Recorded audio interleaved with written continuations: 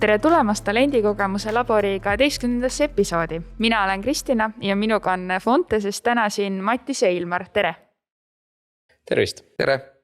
Tänases episoodis me räägime palgauuringust. Mis see on, miks ettevõtted peaks seal osalema ja mida see neile annab. Aga enne kui me lähemalt sellest uuringust ise räägime, siis üritaks lahti seletada mingid mõisted, et mille põhjal te seal kõike seda üldse analüüsite. Et esimesena võib-olla rääkidagi lahti, et mis on mediaani ja keskmise vahe? See on väga hea küsimus. Et sageli, kui me palkadest räägime, siis inimesed kipuvad keskmist ja mediaani sassi jääma. Et kas või Statistikaameti keskmine palk, mis siis on arvutatud kõikide palkade keskmine, aga reaalsus, kui me asendit vaatame, siis tekib niisugune olukord, kus et 2/3 palkadest, mida eestlased saavad, on allpool seda keskmist palka ja 1/3 siis ülevalpool keskmist palka ja siis tekibki olukord, kus see keskmine palk tundub jube kõrge, aga see on siis kõrge tänu sellele, et allpool on siis miinimumpalga piir ees ja ülevalpool tegelikult piiri ei ole, et kui meil oli kunagi Tero Taskila, kes Estonian Airi juhtis, siis tema tegelikult hiigelpalk mõjutas ka siin 1 euro võrra siis seda kogu keskmist palka, eks ole. Et need kõrgepalgalised, keda Eestis ikkagi on piisavalt palju, tõstavad seda palka kõrgemale. Ja seepärast meie oma uuringus alati räägime mediaanist, et mediaan on siis selles mõttes nii-öelda tavapärases mõistes võib-olla neile, kes pole statistikaga kursis, siis see keskmine, ehk siis mediaan tähendab seda, et pooled inimesed saavad rohkem palka, pooled vähem palka. Ja pluss siis seal juures on veel erinevad asendistatistikud, et detsiilid ja kvartiilid, siis näiteks 25% kvartiil näitab jällegi seda, et 25% inimesi saab sellest numbrist vähem ja 75% rohkem ja teised siis vastavalt samamoodi. Mina olen vahel seletanud inimestele, kellel kvartiil meelde ei jää võib-olla, et kui mõelda, et siin ongi kõik palgad, millest me räägime, mediaan on täpselt siin keskel, et siis kui sa mõttes jaotad nendel pooleks, siis kvartiilid tegelikult tähendavad uuesti nagu poolte mediaane. Et sa lähed jälle, et selle omakorda selle pooleks tehtud asja keskeks, nagu pooleks. Ja võib-olla on niimoodi parem meelde, et see kvartiil vahel ehmatab inimesi võib-olla nagu statistilise mõistena. Aga jah, rohkem me väga tegelikult, meil ongi detsiilid, kvartiilid, mediaan, keskmine. Ütleme, et statistika lubaks teha veel igasuguseid huvitavaid asju seal, dispersioonid ja standardälbed, aga palgad iseenesest kui nii nagu igapäevane teema, mida me kõik saavad ja kõik räägivad sellest, siis tegelikult täiesti piisab sellest statistika 101 mõistetest niimoodi, et kogu see palgaturg ära kirjeldada. Aga kui palju te omades kokku puutute üldse selliste vale eelarvamustega, et inimene näiteks ongi vaadanud, et ta saab, ma ei tea, juuksurina näiteks sellist palka ja siis ta pettubki, et issand jumal, kuidas ma nüüd nii palju vähem saan, et kui palju tegelikult tööjõuturul sellist vale arusaama tänu nendele keskmistele palkadele on? Ikka on ilmselt, et inimesed ei oska neid mõisteid nagu endale selgeks teha, et Statistikaameti keskmisest palgast on palju parem numbriline näite siis Maksu- ja Tolliameti mediaan väljamakse, et mis on küll natuke oma komponentide poolest teistsugune, aga see on natuke allpool ja annab parema pildi. Ja meie palgauuringu juures on ka see tegelikult, et alati esmastele kasutajatele me peame selgitama, et kuidas seda lugeda, mis seal nagu mõista on, et statistikat on võimalik ju tõlgendada täpselt nii, nagu sa ise soovid. Et sealt on võimalik kõike välja lugeda, et peab teadma, mida vaadata. Kuskilt on meelde mingi tsitaat, et numbrid räägivad kõik, lihtsalt oleneb, kui palju sa neid piinata viitsid.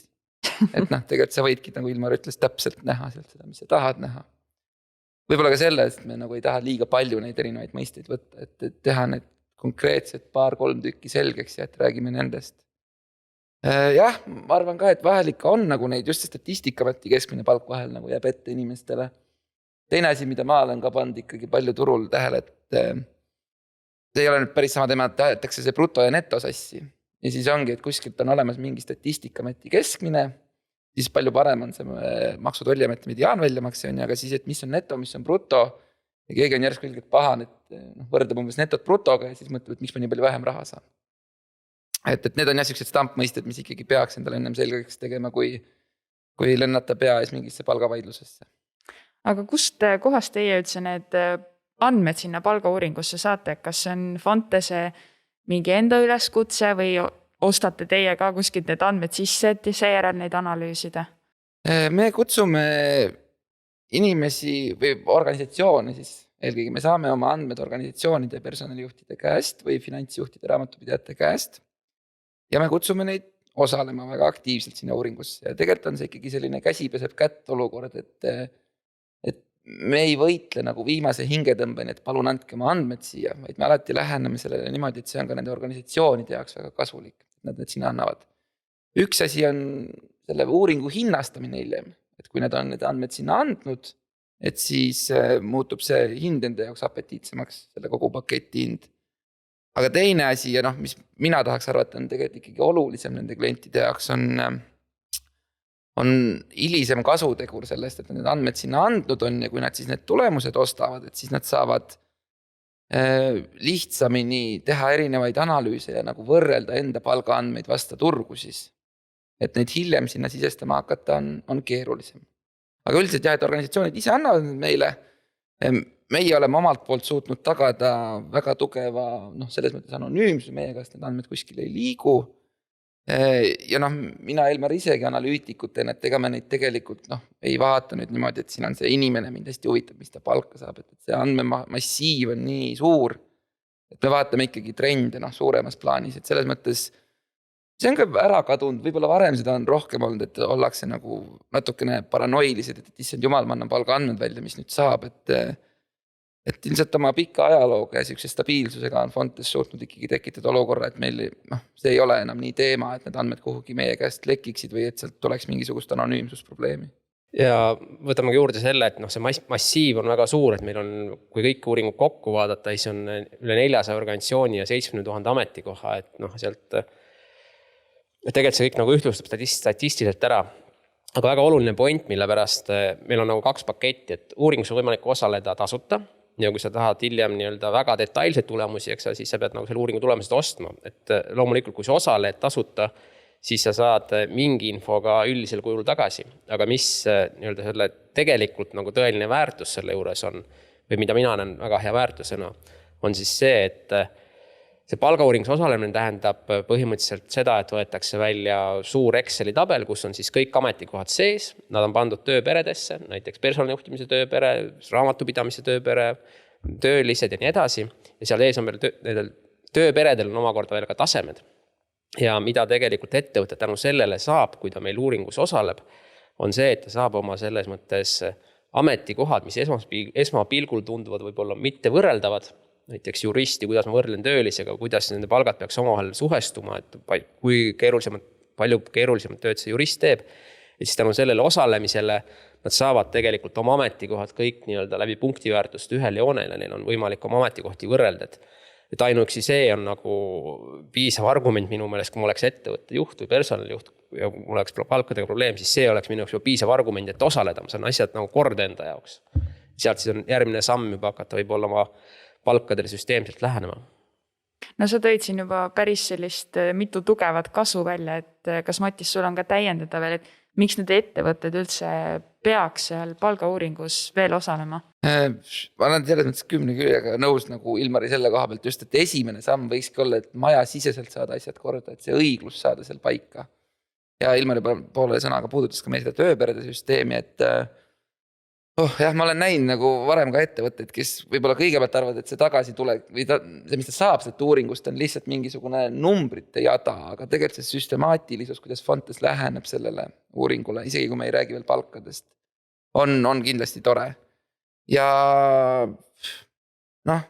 meid on tiimis 6 tükki, me kõik valdavalt tegeleme oma kõikide klientidega, et meie väikse turu suhtes on ka ikkagi need järeltegevused väga head, et kui siis on see õiglusmäeses paika saadud, et tahetakse hakata, nagu Ilmar ütles, süstemaatiliselt lähenema kogu oma sellele süsteemile, et siis järeltegevustel ma mõtlen siis eelkõige konsultatsiooni või palgasüsteemi ülesehitumist, et selle koha pealt me oskame ka anda väga head nõud ja jõuga appi tulla. Ja see palgasüsteem iseenesest on selles mõttes, kui on väike organisatsioon 10 inimest, siis on võimalik tõesti nii, et juht peab siis igaühega individuaalselt palgaläbirääkimisi ja siis lepib seal kuidagi palga kokku. Aga kui see organisatsioon läheb ikkagi suuremaks, et 50, 100, 200 veel sellest suuremaks, siis on vaja mingit süsteemi või mingit alust, et muidu juhtub reaalsuses olukorras juhtubki nii, et et iga inimene mõtleb, et suvalisel hetkel, et nüüd on mul vaja palka juurde saada, et ma kuulsin, et sõber saab rohkem, on ju, et siis tekib selle võib-olla ka täiendav halduskoormus, kus käiakse kogu aeg juhi või oma otsese juhi või kõige kõrgema juhi käest küsimas, et nüüd oleks palka juurde vaja saada. Et kui ettevõtte paneks paika oma nii-öelda tasu põhimõtted, kommunikeeriks neid väga hästi oma töötajatele, ütleks näiteks, et palkade ülevaatamine on kord aastas, me maksame palka selle alusel, et see on mingi töötajate grupid, siis ütleme, see stress, mis võib-olla on töötajatel ja ka juhtidel nende palkade tõttu väheneks oluliselt ja olukorrad oleks palju nii-öelda probleemi vabam. No tänase episoodi pealkiri on Eesti palgauuring, et kui me veel rohkem süvitsi selle palgauuringusse läheksime, et milline see protsess siis välja näeb algusest lõpuni? Protsess algabki peale, ütleme niimoodi, ettevalmistav tegevused veebruaris-märtsis, et meil praegust on ettevalmistused tegevused lõpusirgel ja kuskil niimoodi aprillis saavad ettevõtted juba osaleda. Ja meil on erinevad sektoruuringud, millel on küll need tähted võib-olla natuke erinevalt paigutatud, aga üldplaanis on siis see, et aprill, mai, juuni on andmete esitamine. Me küsime andmeid siis alati nii-öelda aasta alguse seisuga, sest suurem osa ettevõtteid teeb oma palgamuudatused ära aasta esimeses kvartalis. Ja seega need palgad, mis me küsime näiteks 1. mai või 1. juuni seisuga, on selles mõttes kehtivad palgad kuni järgmise aasta alguseni. Nii et kui me vahepeal on analüüsiprotsess, et kui septembri alguses tulevad need tulemused välja, siis tegelikult need tulemused on täiesti reaalselt makstavad palgad turul. Ja miks nad andmed tulevad septembris, siis ongi põhjus selles, et tavaliselt ettevõte hakkab oma palkasid planeerima, järgmise aasta palkasid planeerima või eelarvet üle vaatama aasta lõpus, viimases kvartalis. Siis on neil nagu olemas selle värsked andmed, mida täna turul makstakse. Ja see on see keeruline koht, et prognoosida, palju siis palk nüüd muutub uuel aastal, et palju ma siis palka tõstan, et natuke see oleneb siis ettevõtte enda rahalistest võimalustest. Ja temaga ka turupositsioonist, et kui ma täna olen väga all, ma näen, et mul inimesed lahkuvad, siis ma pean seda turu nii-öelda tõusu natuke ületama, et kui ma arvan, et 5% on turu tõus järgmine aasta palka, siis ma tõstan oma palkasid võib-olla 10%, et need on see on see tsükkel nagu laias plaanis. Selle tsükli kaavalt meil on endal ka maja sees ja klientidega olnud ka arutelu, et kas seesama september, tegelikult see on väga mõistlik aeg, kuskilt peab sellest ka aru saama, et meil läheb ka natuke aega, et need andmed kokku võtta. Tegelikult ma arvaks, Ilmar vist kõhutundeb, et oled nõus ka, et kõige rohkem võtab meil tegelikult aega ikkagi klientidelt nende andmete kätte saamine. Et olenevalt, mis periood, seal suvel on puhkuste perioodid, vahepeal on ju, et me ajame neid andmeid taga, et meil endal läheb Ilmariga võib-olla uuringu kokkupanemiseks niimoodi, et kui andmed on kõik koos, me teeme ta nagu 6 ajaga ära. Aga et sellest on vaja aru saada ja siis me oleme ise ka kaalunud maja sees, et võib-olla mõnele sektorile või organisatsioonile oleks kasulikum teha seda asja 2 korda aastas. Aga nüüd tulenevalt sellest COVID-kriisist me eelmine aasta proovisime seda. Proovisime tegelikult puhtalt selle COVID-i pärast, sest me arvasime ka, et siin suvel võib kõike juhtuda ja kui palju palku langetatakse. Ja reaalsus oli see, et väga midagi ei juhtunud. Isegi sellel COVID-i ajal. Et nüüd meil on jälle pähkel mõelda, et kas meil üldse nagu tava ajal oodetavasti jõuame tagasi sinna varsti, on mõtet seda 2 korda aastas teha. Tundub, et see 1 korda aastas on tegelikult ikkagi päris optimaalne. Ja sest COVID oli veel see periood, kus mingid ettevõtted jätsid külmutasid selle palgatõusud, ehk siis ehitasid meile uuringusse need eelmise aasta palgad uuesti. Ja siis suve jooksul, augustis võib-olla mingi aeg, siis tegid need palgatõusud ära. Aga see muutus oli ikkagi nii väike, et nagu üldpildis ei muutunud midagi. Et meie jaoks, samas oli meie jaoks nagu hea kogemus, et kuna meil kogu aeg oli mõte, et need palgad muutuvad ikkagi aasta jooksul ka piisavalt palju, et äkki on vaja 2 korda aastas teha, siis tavapärases majandusolukorras ilmselt ei ole. No kui need tulemused septembris tulevad, siis mida ettevõtted üldse nendega peaks peale hakkama, et kas siis kui vaatad, et okei, et maksangi nii nagu seal turul on või siis on hästi ja kui on halvasti, siis kas tuleme teie juurde mingile konsultatsioonile, et kuidas edasi liikuda või kuidas need praktikad on?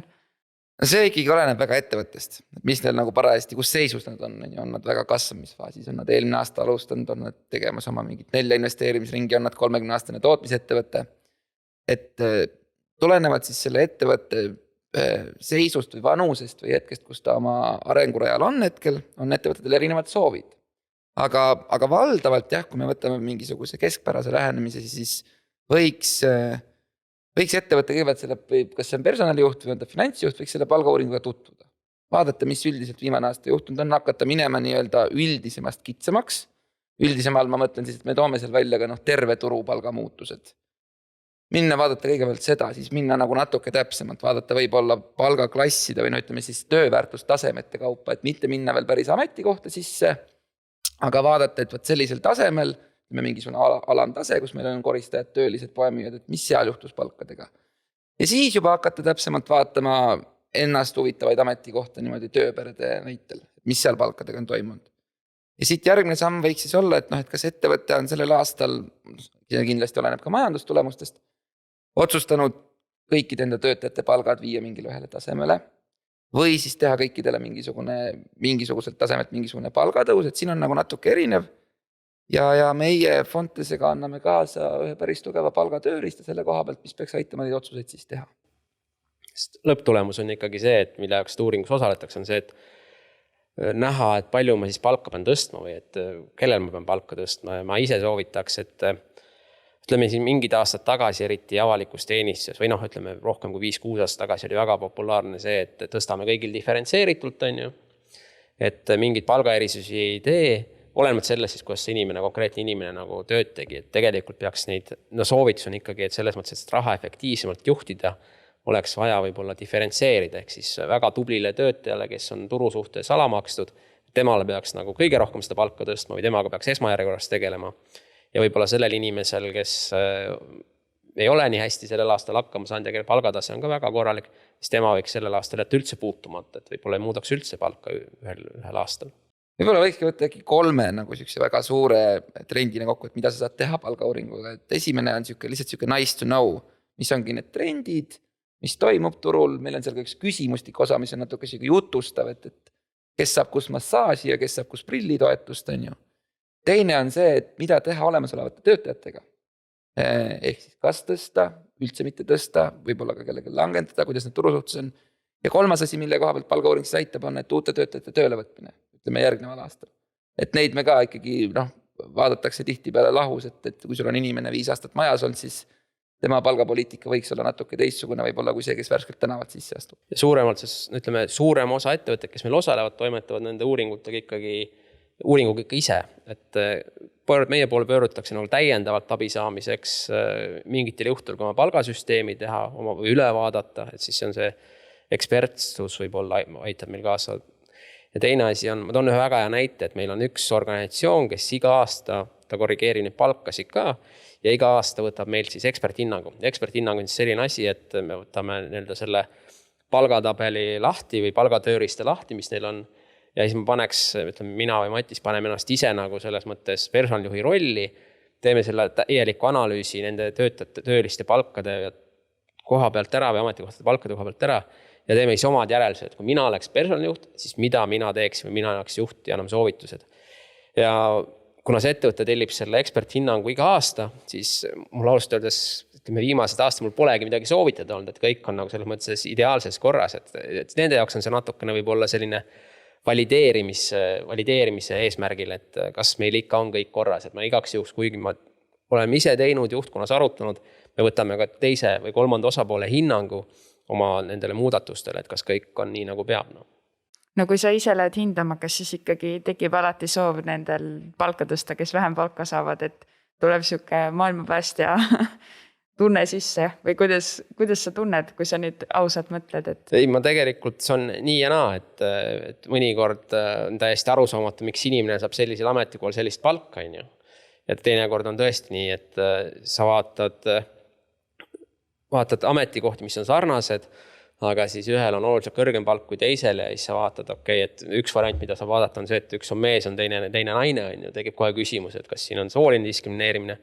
Ja teine asi, mis mind viimastel aastatel on häirinud, on see, et kui on väga vanad inimesed, ütleme siis 60-70, siis teevad tööd ja neil on sama tööd, mis nooremad ja siis nad saavad oluliselt madalamat palka, siis minu jaoks on alati küsimus see, et kas see ettevõte on nagu jõupositsioonil, kaotab seda olukorda ära, et see inimene saab küll oma tööga väga hästi hakkama, teeb kõik asjad ära, aga kuna tal pole kuhugi minna, siis ma tema palka ei tõsta. Või siis teine variant on see, et on pigem nagu natuke sotsiaalabiprojekt, et on vana inimene, et enam ei jaksa nagu nii, aga me ei taha ju ära ka saata, et maksame talle midagi, et ta midagi nokitseb. et see on alati niisugune kerge, vot see on see, võib-olla minu jaoks viimastel aastal kõige suurem nagu küsimuse koht või nii. see maailma päästmiskoht on ju. Just, pigem just selle inimese vanusest sõltub. Ja ma olen nõus, jah. Aga mina kusjuures, meie see protsess näeb välja nii, et ettevõte esitab oma palgaandmed ja siis me vaatame need palgaandmed ka tegelikult üle, kontrollime, et kas kõik see on õigesti. Ja kui sellised olukorrad me aga küsime ettevõtte käest, et kas seal on põhjus soolist diskrimineerimises, on ju. No, keegi pole vastanud, et on, et alati mingi muu põhjus olnud, aga vähemalt mõnikord paneb see võib-olla ettevõtte enda mõtlema. Et seal võib olla ka täiesti loogiline põhjendus alati taga. Jah, see ongi just ka oluline, et me küsime on ju üle, et meil enda nagu niisama peale, et sa küsid, kas sul tekib see maailma päästmistunne. Et see võib-olla tekib peale seda esimest küsimuste ringi. Et alguses seal võib olla mitu põhjust, aga võib-olla nad on üldse valesti pannud selle taseme või seal midagi on ju, siis on nagu selgitada. Aga kui ongi kõik nagu õige, siis jääb ikkagi see palk madalaks, et mul on vastatud selle vanuse koha pealt, ma olen tihti peale näinud, et see vastus tuleb, et see on ajaloolistel põhjustel. Mis tegelikult ongi viisakalt öeldud, et jah, ta on nii kaua siin olnud, et ma nagu ei hakka tal enam muutma. Et siis tekib küll natuke superkangelase tunne enda sees, et võiks ju teha paremaks selle kuidagi. Aga tänu oma küsimustele me tegelikult ju päästamegi või saamegi maailma päästa. Ja võib-olla hakkavad ise ka mõtlema, et mingis kohas muudatusi teha, aga kuidas üldse teistes riikides on? Kas tehakse ka neid palgauuringuid? Jaa, et ka meie tegelikult oleme Eestis Merceri partner, on ju, et ja ütleme, kui meil on siis Eesti ettevõtted on nagu valik, et kas ma võtan siis Fontes ja võtan mõne teise palgauuringu ja osalen ühes, siis ütleme, mujal maailmas on ikkagi tegelikult nii, et ei võeta mitte ühe ettevõtte palgauuringu, et osaletakse 3-4 erinevas palgauuringus. Ja need andmed siis omakorda veel kombineeritakse kokku, et võib-olla ühes ettevõttes on ühel palgauuringu tegijal on mingi sektor tugevam, mingid ametikohad tugevamalt esindatud, ja tehakse veel omakorda, ütleme 3-4 palgauuringus pannakse kokku üks oma suur tabel, kus siis on kuidagi need omavahel keskmistatud need erinevate uuringute tulemused. Ja väga suuri, ütleme nii, et on mingid rahvusvahelised organisatsioonid nagu Mercer, kellega me koostööd teeme, mis katavad põhimõtteliselt ära kogu maailma. 183 riiki on Merceris või? See on ikka meeletu. Aga samas ka see on nii meeletu, et ongi, et me Eesti ettevõtted, meil on siin käputäis neid, kes sellest kasu saavad. Sa pead ikka olema suurelt rahvusvaheline oma ilmselt kuskil mujal ka mingeid tükikesi enda firmast, et korralik Eesti Paide ettevõte, kes töötab koduturule midagi, siis tal ei ole selle Merceriga eriti midagi teha. Et siin ongi nagu Fontese eelis, aga üldiselt see koostöö, meie kliendid on ka rahul, et me saame nendele anda rahvusvahelist infot, kui vaja on. Mis nende rahvusvaheliste, ütleme, suurte uuringufirmade puhul on ju see, et kuna see on tohutu suur masinavärk, siis seal midagi muuta on suhteliselt võimatu. Et Fontes tegutseb, meil on ka Läti ja Leedu kolleegid, et kus tegutseb sisuliselt ainult Baltikumis ja tegelikult meie oleme selles mõttes paindlikud, et personalijuhil võtta telefonitoru kätte, helista meile ja mingid asjad on juba järgmine päev on, nagu kõik on tehtud juba. Et selles mõttes on ikkagi natuke, meie uuring on siis konkreetselt turul orienteeritud, ehk siis Eesti turul, et Eestis on ikkagi kõige rohkem sellest kasu, ma kaldun arvama. Ma tahaks uurida nende palgaklasside kohta ka, et mis need üldse on? Palgaklass on mingisuguse tunnuse alusel koostatud, siis teatud palgavahemik. Seal on kui mitu, palga taset kuuluda. Aga teatud tunnuste all, et enamasti kuuluvad sinna mingid ametikohad, mis pannakse kokku. Need ametikohad võiksid olla grupeeritud mingi tunnuse alusel. On need tööväärtuspunktid, on see nende töö sisu kuidagi. Organisatsioonid võivad ka mingil muul alusel neid välja võtta. See võib olla näiteks töötaust, et kas ta on rohkem IT või on ta rohkem administratiivne pool. Aga palgaklass ise on siis mingisugune kogum nendest ametikohtadest ja palgaklassi siseselt on neil siis sarnased palgatasemed. Ühe palgaklassi sees ei pea kõik saama täpselt sama palka. See palgaklassi sees võiks saada natuke liikuda ka ikkagi. Ja siis need palgaklassid aitavad hakata looma siis niisugust konkreetset palgastruktuuri majasiseselt. Olenevalt, kui palju töötajaid on, siis need võib olla rohkem või vähem. Kuigi ka näiteks me oleme nüüd teinud Fonteses viimasel 3 aastal ka enda jaoks palgaklassid. Et meid on Fonteses, veikleme 20-25 vahepeal, et meid on ikka päris vähe. Samas me oleme nüüd teinud endal ka 9 palgaklassi ja see töötab. Meil on lihtsalt vahel nagu naljaks olukord see, et meil on üks inimene ühes palgaklassis. Aga ta teeb ka täpselt, et mis ta peab tegema, et võib-olla järgmisesse palgaklassi liikuda. Ja nende palgaklasside koostamine ja nagu arvutamine turu põhjal iga-aastaselt aitab siis seda ettevõtte palgastruktuuri luua. Mugav on see, et kui sa ükskord hästi ära teha ja siduda need palgaklassid mingisuguse teatud näitajaga, ütleme näiteks see kõige lihtsam turumediaaniga, siis iga järgmine aasta on neid väga lihtne uuesti ümber modifitseerida, sest et need palgaklassid on loodud, seal on mingisugused vahemikud, ütleme palgaklass on näiteks +–15% mediaanist ja siis sa paned uue mediaani sisse ja ta nii-öelda joonistab sulle uue struktuuri välja. See on kindlasti üks nagu hea asi, mis palgaklassidel on. Üks hea asi, mis neil on, et Eestis teadupärast liiga palju palkadest avalikult ei räägita, aga me ka küsime seda oma uuringus, et paljud organisatsioonid nüüd erasektoris on nõus palgaklasse võib-olla avaldama.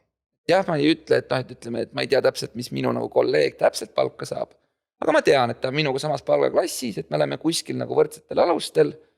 See kindlasti võtab välja sellist nõmedat konkureerimistunnet kuskil kööginurgas on ju ja võib-olla pigem motiveeribki, et kasvame koos ja mingil võimalusel on mul võimalik siin järgmisesse palgaklassi saada.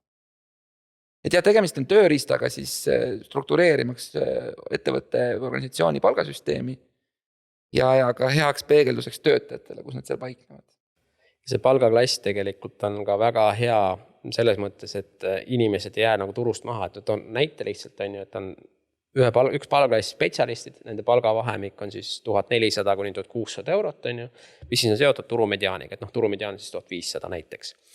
Ja kui kõik töötajad paiknevad selles vahemikus, üldine lähenemine on see, et uus töötaja, kui tuleb tööle, on siis seal alumises otsas 1400 eurot, võib-olla selline töötaja, kes on siis teistele kõigile eeskujuks, on 1600 euro peal. Ja nüüd, kui tuleb järgmine aasta, palk tõuseb, see mediaanpalk liigub näiteks 1600 peale, siis alumine piir koos alumise piiri tõusuga 1500 peale, siis tegelikult kõigil neil töötajatel, kes on siis allpool seda alumist piiri, peaks nagu palk automaatselt tõusma. Ja see aitab tegelikult hoida ka siis selle mõttes sisemist õiglust.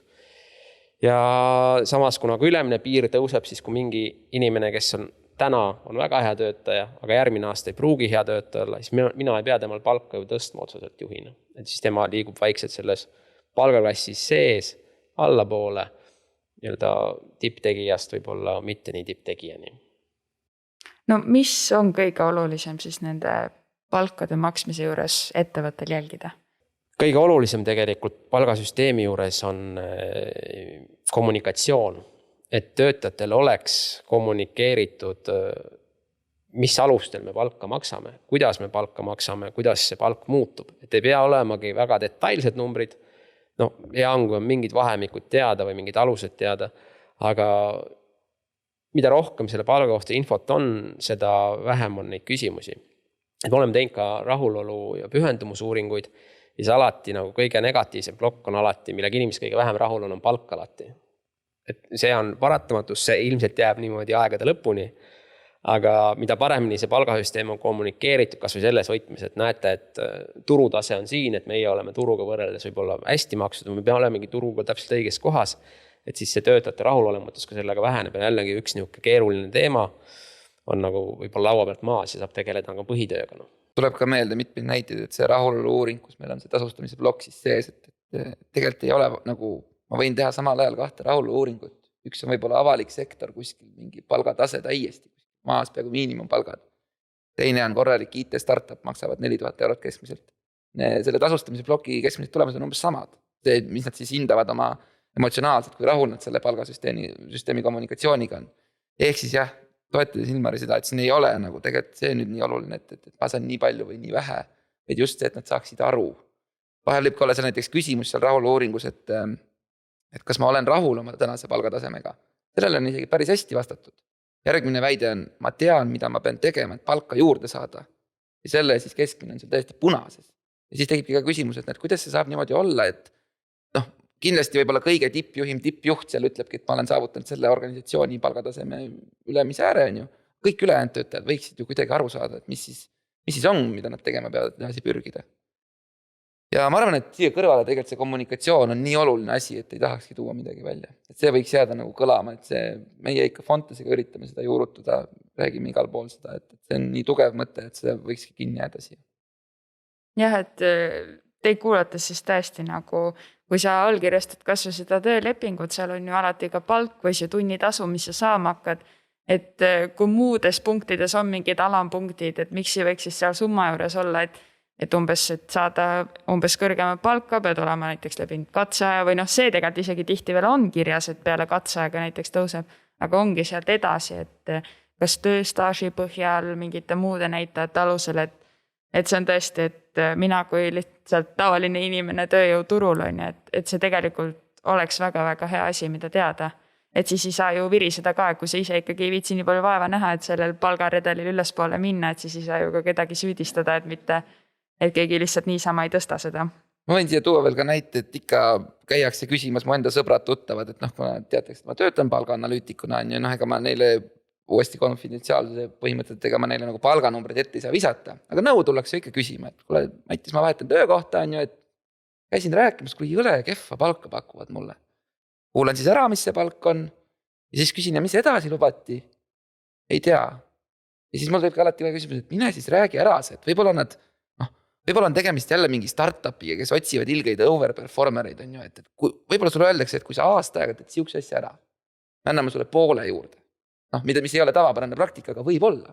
Ja näide ongi siis selles, et mitu sõpra on tulnud hiljem minule tagasi ja kuule, thanks, et ma käisin küsimas ja et päris äge nagu edasine see süsteem on seal, et aga ma alguses kuidagi ei jõutud selleni, noh, natuke on ka muidugi võib-olla seal intervjueerija viga või personali või kes iganes.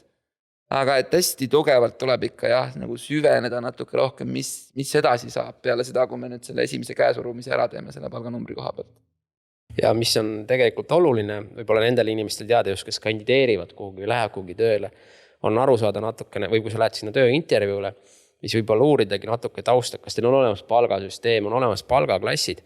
Ja kui näiteks ma saan selle kindluse, et ma tean, et või olen kuulnud kuskil turu pealt, neil on väga nagu õiglane palgasüsteem, siis ma tegelikult ei pea muretsema selle pärast, et kui ma küsingi, inimese suurem hirm, äkki ma küsin liiga vähe. Et kui ma küsingi liiga vähe, et ma võib-olla siis küsingi liiga vähe, siis võib-olla öeldakski mulle, et kuule, et me nii vähe ei saa maksta, et me peame sulle rohkem maksma või siis tõstan pärast katseaega. Et kui sa küsid võib-olla liiga vähe, siis võib tekkida olukord, et see teise pool lauda see juht vaatab, et miks ta ennast nii vähe hindab, et ilmselt ta ei saa nagu hea alla, et ikkagi enam-vähem peab sinna õigesse auku selle numbri saama, aga samas kui lihtne Google aitab juba selle palkade osas tegelikult, et natukene ringi vaadata, et neid avalikke allikaid on päris palju, kus saab teada mingid palgavahemikud on ju, et sa ei saa päris täpselt teada, aga sa vähemalt saad teada, et mis minu töö umbkaudne turuhind on, et see annab nagu orientiiri kätte. Kas teil siia lõpetuseks on veel mingeid mõtteid, mida te tahaksite jagada või üleskutset seoses selle tuleva palgauuringuga? Kindlasti meil on üks üleskutse tuleva palgauuringuga. Ma veel enne ütlen kuulajatele siin, kes ütleme, võib-olla on minemas midagi sinna intervjuule, et sama, mis Ilmar just ka ütles, et vaadake veits ringi, küsige sõpradelt ja tulem võiks olla nagu see, et kui tööintervjuul küsitakse palga kohta, siis see vastus võiks olla siuke konkreetne ja julge. Et Ilmar tõi näite, et vahel kui sa ütled liiga vähe on ju, see on halb, aga siuke väga ei tea, see ei ole ka hea, et see kuidagi palk on ju sinu väärtustamine. Ja et kui sa selle julged nagu lauale panna niimoodi korralikult, isegi kui sa paned ta julgelt ja mööda, on parem kui see, et sa nagu väga midagi ütle ja lõpuks sosistad selle õige asja. Et kui ta on nagu julgelt ja mööda, siis see juht vaatab ka teisele poole, ütleb, et kui see on liiga palju on ju meie jaoks, et teeme nii, aga tore, et me näeme, kus su motivatsioon on. Ma eeldan, et sa oled valmis palju pingutama selle nimel. Ja ka teistpidi, kui ta on liiga vähe, siis ütleb ka ausalt, et kui meil on palgaklassid natuke teistmoodi. Et seda... No kes ei tahaks rohkem palka saada? No jah, muidugi täpselt on ju, aga et seda palga osa nagu värbamisintervjuul ei tasu peljata nii palju, et see on täiesti normaalne osa, millest räägitakse ja sellele võiks läheneda nii nagu ülejäänud osadele sellest värbamisintervjuust. See on jah, nagu suur koll on toas, et nii kaua, kui ta istub seal nurgas selle intervjuu ajal, kui nii sellest on nagu räägitud. Aga üleskutse? Tulge osalema palgauuringusse. Jah, aga siin ei saa muud üleskutset olla või siis ütleme need inimesed, kes võib-olla otseselt ei saa seda mõjutada, et siis tegelikult tasub palgateemadega nagu kursis olla, et vaadata kas või Statistikaameti lehelt või ka meie Fontes enda lehel on tegelikult mingid materjalid on täiesti tasuta saadaval ja üks üldised statistikud, et tasub neid asju jälgida, lihtsalt olla nagu teemaga kursis. Et ja uuri kindlasti ja kui mõni personalijuht või raamatupidaja vaatab meid, kes veel ei osale Fontese palgauuringus, et teie saate otse teha seda otsust, et te tulete. Et võtke ühendust meiega, aga muidu inimesed, kes töötavad kuskile pole Fontese uuringust nagu kuulnud, et minge vaadake meie kodulehele ja võib-olla meeldib nii väga, et suudate siis enda firma siseselt käima panna selle ratta, et osaleme see aasta. Ja uuesti tuletan siin meelde, et võite osaleda julgelt tasuta esimene kord. Et saate oma tööd ära kaardistatud, saate siukse struktuuri majasiselt ja pärast saate mingisuguse umbkaudse meie siukse turujoone kätte, et näete, kus te olete. võib-olla see ongi see, mis te tahate iga aasta tulla meile ja tegelikult saada seda struktuuri ja võib-olla järgmine aasta tunnete juba, et tegelikult see on jumala koht, kus me tahaksime mingit lisaanalüüsi Fontese käest selle kohta. Nii et üleskutse tehtud, head mõtted nii ettevõttele kui ka tavalistele töötajatele jagatud. Ma arvan, et saame otsad kokku tõmmata. Kuidas tundub? Tõmbame otsad kokku. Aga aitäh, et te tulite ja oma mõtteid ja neid teadmisi jagasite. Aitäh!